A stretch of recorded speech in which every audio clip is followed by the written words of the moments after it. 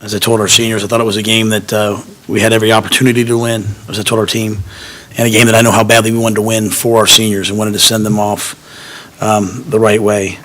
That being said, we turned the ball over 3 times. Penalties, had 9 penalties, and really penalties at crucial times. And I thought that really interrupted any opportunity we had to score and get a lead, because we felt like if we got a lead, we would hopefully be in control of the game. I thought our defense, except for 2 plays, played a fantastic football game, but obviously that it wasn't quite enough for us. And so we have one more opportunity next week to go out and finish this thing off the right way, try to get our 6th win. As I said to our team, we know we're a team for 7 more days, and hopefully we can find a way to win that game and extend our season for another month or so. So I'm sad for the seniors because, as I told them, not many people in the history of college football have been through what they've been through and done what they've done, and I've seen it, part of it, on the inside. And they've stayed when they could have run. They've stayed. And, they took a lot of flack, and they were loyal, and they were strong. They showed courage. They were just men. And even today, I thought they availed themselves like the winners that they are. So I'm sad, deeply sad that, we couldn't have them walk off the field winning the football game the way we wanted them to. But that certainly is not their legacy, and we'll try one more week to get them the win that they need. So with that, I'll see what questions you have. You talked about last week maybe trying a little bit too hard in that game against Iowa State. Did you see some of that today in this game? I thought that was all I talked about at halftime. Just, I'm not say trying too hard, just tense. I mean, you always know on senior day the seniors are going to have a little bit of tears in their eyes, and they're always going to be a little bit tight. But I thought there was a lot of that from a lot of different people, and we start off the game, we fumble. It looked like we were going to be able to run the ball. We score. We get the ball down the red zone. We fumble. But I thought, especially on defense, they just kept playing and they kept, fighting. So everything's sort of a work in progress. We kept talking about, hey, this is the same as last week, and we had a chance to come back and win. Let's hang in there. And I thought they hung in there. And at the end of the day, we had the ball with a chance to go tie the game. So they never let it get away from them. And just too many plays that beat ourselves. Matt, how costly were those turnovers, especially the one near the goal line early in the game? Yeah, I can't necessarily remember how many points they led to, but certainly, we have a 1st and goal at the 6-yard line. We just blocked a punt. We felt good about that. So that's 4 chances to run the football in, or sort of our red zone woes have been sort of out a little bit further, and we thought, hey, we're going to be able to, take a shot with her or throw the ball in the flat or something and score, and just a missed snap. That's something that you do every day. And that certainly hurt. The run on the first drive hurt, but I thought our defense responded, held them to a field goal, I believe. And in the second half, I think it was the second half of the pick, I thought our guys hung in there. So they hung in there. I thought our defense, they just wanted to keep playing. And all the way down to that last drive when they got the ball back for the offense with a chance to go win it. So, we were able to overcome them, I thought.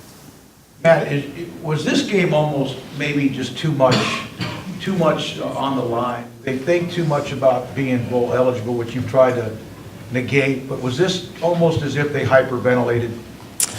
I don't know. I'd have to really think about that. I thought, the matchup that we thought was going to be difficult for us was going to be our offensive line versus their defensive line. They had 10 sacks against us last year, so we've improved. But a lot of those penalties came from holds and things inside, and I haven't seen those plays, so I can't comment on them. But it looked like we were going to be able to run the football. We hit some explosive runs, or maybe some decent runs. Lovett was running the ball well, but I thought in pass protection and things, Charlie would kind of drop back and have to kind of get out of there. Now I have to watch the tape to see exactly what it was, but that was the matchup. I thought a lot of the penalties then came from that. I just know that they wanted to win. It was like, as I told them at halftime, I said, you guys are worried about winning. I said, they're just worried about, beating the other team. Just go play. And, you can keep saying that until finally it clicks, right? And I thought it was better in the second half. I thought, I thought defensively it was certainly better in the second half. They had a lot of energy on the sideline. And, we have one more week to try to do it. You've had to say that at halftime almost every game this year. When will they get it? I don't know. I think they get a few more things. It's easy to say, it's hard to do, right? Most games, in college football today, you watch, unless it's like an absolute blowout, most games are like 7-3 or 14-7 or 10-3 in the first quarter.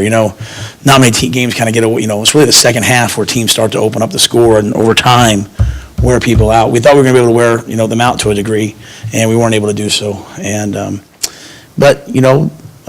Lovett fumbled. He's a sophomore. Charlie threw a pick. He's a sophomore. So keep coaching him, and these things are hard when they happen, but you hope that they just grow from them and learn from them, and when it does click, it clicks for good.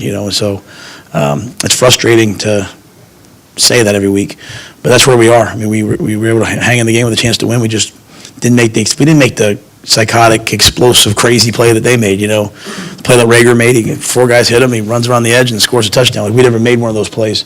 We came close, but never made that play. And even down to the last play of the game, we throw it up, we still got a chance to go catch that ball maybe, and they made the play. And so we just got to maybe make one more play. Matt, could you tell on that snap, did Charlie just come out early, or could you tell what had happened on that? Yeah. I'd have to see it, because my eyes were over on where the run was going to be, just trying to see how they blocked it. And, we had a chance again later. We had 3rd and 1 at the, whatever yard line with a chance to go, thinking, hey, we're going to run it twice and see what happens here. And we miss a key block at the point of attack, and I don't get that one. So there were a lot of things like that you can point to today.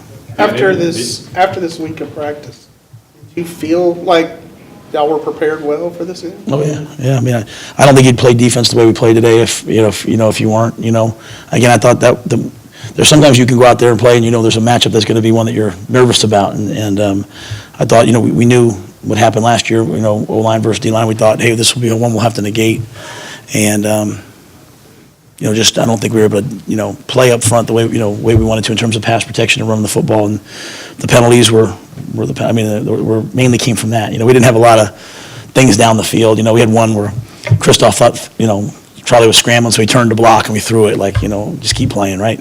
But a lot of them came up inside. So their pass rush notwithstanding, was there anything you noted about what they were doing that didn't allow you guys to stretch the field like you wanted, like you could have or maybe hoped to do? No, I think we took that one shot to Mims early, took another shot down the field to him, and we was out of bounds. Had a couple of ones called, and then kind of Charlie had to run. So the ones we played, when Denzel was alone on the boundary, they doubled him. So they were going to make sure that Denzel didn't beat him, and we were able to get hurt of the ball a couple of times, but they were trying to take those guys away, and then which was a good plan. I mean, that's if you want to play us, that's what you should do. And I think that's why we had some runs that hit, but we just weren't able to be kind of quite consistent. When we did hit a big run, we get called back. But I thought their plan of taking away Denzel was a good one, probably. Did they take away the middle of the field too in the second half? Well, we were playing with a little more 4 receivers, so they put an extra guy in the field. I mean, they put an extra guy in, so they took out a D lineman a lot of the game and put an extra guy in the middle of the field. So they played, even at the other game, we're running routes that should be open in the middle of the field, and they just sort of had an extra guy there. So it was a good plan, and you'd like to think that if they have 3 guys rushing, you can hang in there, and some plays we did, and some plays we didn't. So good plan. Coach Patterson's, he's obviously a defensive coach. Good plan by those guys. Still have plenty of options and places to go with the football, right? You just have to kind of make those plays. 4th and 7, we throw the ball to Jalen Hurd. He makes the play. So all of us probably look back and say, dang, I wish we would have done this differently or made this play or all that. You mentioned, coming into the game, the lines were the issue that you were most worried about. Does that kind of hamstring you when it comes to play calling in terms of what you're able to call when you don't necessarily trust that you can get 5 seconds out of it? Yeah, and I don't want to say, like we were hamstrung. I don't want to make it sound like, hey, all I'm saying is we knew the area we would have to have the most success in would be, the offensive line. And I just think when you have penalties, it kills any sort of vibe that you have. Does that make sense? And so we had some crucial key penalties and some crucial key turnovers. And so when a drive was pretty clean, it was pretty clean. And when we didn't, it wasn't. So then what happens in whether it's offense, defense, special teams, you end up kind of trying to figure something out as opposed to just getting in a rhythm. And they've been able to really keep people kind of hamstrung early in games. They've turned the ball over a lot in the second half, and people have gotten leads on them, and they protected the football today. And we didn't make enough plays on offense to make them have to drop back and throw the ball. They were able to sort of sit there and hand the ball off, and that was their game plan, I'm sure, to run the ball and keep it close and make a play or two with Jalen, and they did, and we didn't make those plays. What do you have gave to you do the to- impression you could win the offensive line against their defense? I'm sorry? When you said you thought you could use your offensive line to make the difference, what? No, that's not what I said. Oh, okay. No, I think I said something effective, like, we knew we would have to negate their defensive line. We'd have to find a way to, so that was a couple drives, that was some tempo. So when we didn't have penalties, we were up against the change, we knew we weren't going to kick a lot of field goals. So we were going to go 2 downs down in the red zone. So, but there was just a couple times where we maybe had a good play, and then all of a sudden it was, 1st and 15, and that then sort of puts you up against it, so. What do you have to do to get your line to the point where you can feel comfortable against defense? I probably made this a little too much about the line. I think, they'll just keep getting better and better and better. I just thought we probably did a lot of great things up front. We're playing with a freshman tight end, a freshman left tackle. They'll get better. We're playing with 2 seniors on the right side who are warriors, and I love them. Tech's going to be one of the best linemen in the Big 12 next year. And so I just think, at the end of the day, just some of those penalties that happened up front kind of got us away. So again, we went into the game knowing that their strength would be their defensive line. LJ Collier, I think, is really a special player. Bonogo is a special player. So we said, hey, we'll have to have a plan for them. We went in there. We thought we did. We had some success. But there were some other times where we had holds and stuff that kept us out of whack. So if that's really what I'm trying to say. Maybe I'm not saying it real great, but. So the penalties weren't coming from everywhere. They weren't coming from the wideouts. They were coming just kind of inside and up front, and that was a matchup we had to win. And at the end of the day, we scored 9 points, so we didn't win it enough. And no one really won it enough. Matt, is BJ with 2 block, is that a knack thing or is that a scheme thing that you've been able to? I think y'all had 7 block kicks. Yeah, I think they put him in a position. That's Mike Saravo and Fran Brown put him in a position, and he went and got it. And it was just kind of him running through and getting his hand up, which was a big deal for us. We thought maybe we had a chance to get one in there, and unfortunately it went out of bounds. We had a backwards pass by them that was about that far from staying in bounds. We had that block kick was about that far from staying in bounds. But BJ's a talented young man and helped us on defense, and then that was a big play for us on special teams. Coach, this was one of the few games where the other team really dominated the time of possession. How did that impact the play call? Well, I think we were 2 of 15 on 3rd down, so I think really the time of possession was probably a little more, on our end, not being able to extend drives. And so we've been pretty decent on 3rd down. I think we've been, I don't know if the exact number is in the top, whatever, but we were just too many 3rd and longs, too many 3rd and non-manageables. And then, they came out and they zero pressured us in the second half. They were coming after us. And, this play to this, that play to that, but, we just didn't quite execute at the level we need to get those plays. And, defensively, we had a couple times where we had them 3rd and 7, then we jumped off sides for the 3rd time in the game, made it 3rd and 2, and then extended the drive. So there were some self-inflicted wounds on defense that maybe extended some drives. Maybe their desire to really sort of run the football and run the clock out might have contributed to it, but I also think it was just really our 3rd down. We weren't efficient enough on 3rd down tonight. Coach, going back to the block kicks on special teams, has there been anything in particular that you would say has contributed to your special team success with the block kicks this season? Player buy-in and the way we practice it, and the PAT field goals and all that, we do it. We do it a lot. We do it live on Tuesdays, which a lot of people won't do. And then punt-wise, I think blocking punts is all about players, so BJ's getting them, Christian Morgan's getting them, so it's not, we're not drawing cool things up. It's just good players are kind of running in there, making the play and blocking it. And that's their gift. Coach, I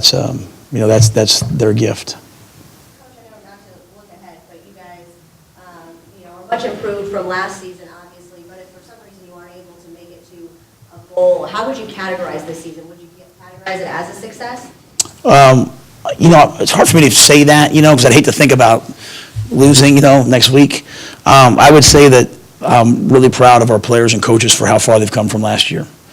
And, I'm really proud of our seniors and all, just, the things they've overcome, and people might say, yeah, I kind of understand, like, when you're on the inside of it and you've seen everything from the beginning, and no one can ever understand what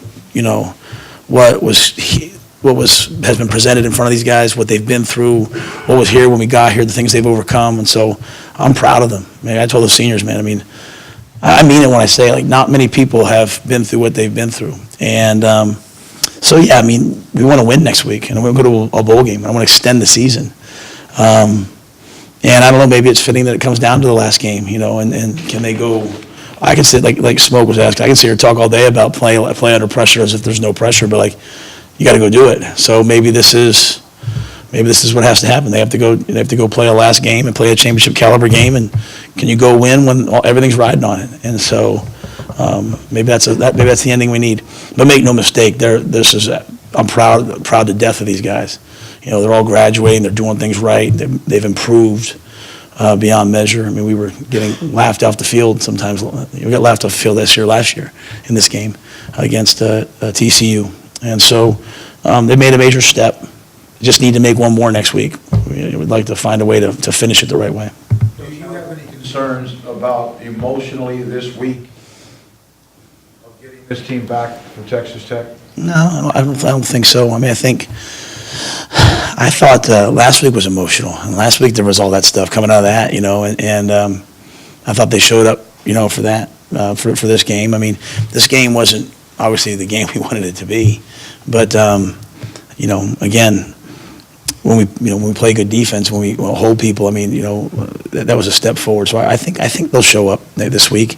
There's too many guys in there that have pride and that are competitive and that want to win, and there's too many kids in there that want to win for the seniors and want to finish it the right way. And I think we're all excited to play Texas Tech, and we're all excited to have a Thanksgiving week game. And so I know they'll be ready to go this week. We got too many guys of high caliber that have picked themselves off the mat too many times, and they're hurting today because they couldn't leave senior day. But I think they'll quickly refocus and say, hey, I want to go win this game next week.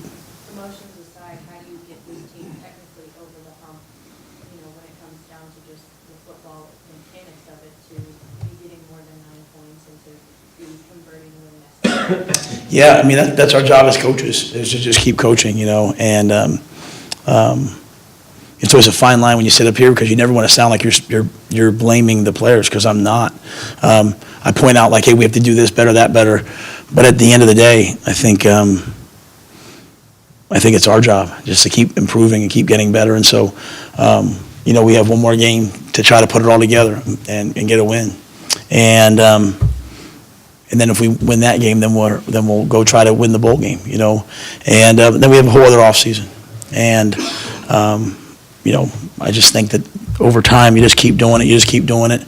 And you watch, you're sitting out there today and you watch Charlie and you watch Lovett and you watch Ebner and you watch Mims, and they're fighting like heck for the seniors. But, they'll be seniors again someday too. And you hate the mistakes right now as they happen. But, as long as they continue to learn from them, we'll get better. So we have to get better in terms of technically, we have to get better in terms of schematically, we have to get better in terms of no penalties, we have to get better in terms of not giving up big plays, we have to get better in terms of, not turning the ball over. And at some point we have to take the ball away. We haven't done it. We haven't won the turnover battle all year.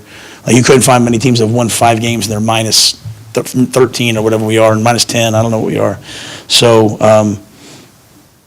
that's just our job. We'll just pick up again. We won't feel sorry for ourselves. We go to bed tonight. We wake up tomorrow. We get to work for next week and see if we can't write it next week.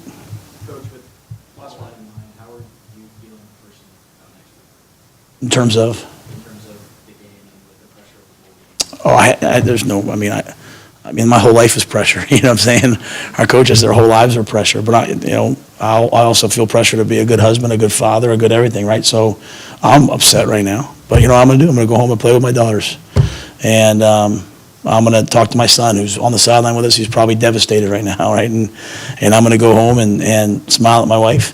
And I'm going to text our players all night. I'm going to talk to them. And then I'll show up tomorrow and I'll work the same tomorrow whether we won or lost today. And so I think that's probably why Mac hired me. If you were an emotional person, you wouldn't have made it through 3 weeks here.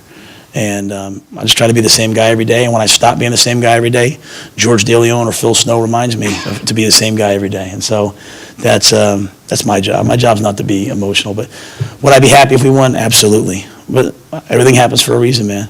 And like I said, maybe we're supposed to go win it on the last game of the year. And I mean, that's my second year at Temple. We went 2-10 my first year. My second year at Temple, we were 5-6 and had to go win the last game to be bowl eligible, and we did it.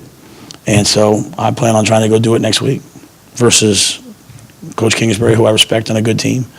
And but these players, they don't deserve anything from me other than my best, and they don't deserve anything from each other other than their best. So it's not pressure. You know, I gave them my best this week, so I'm disappointed. You know, but I can look them in the eye. And I told the seniors, I said, sorry I couldn't have done more, but that's my job. Give them the best I have, and all of us give each other the best, and we'll move forward. I appreciate you guys. Thank you.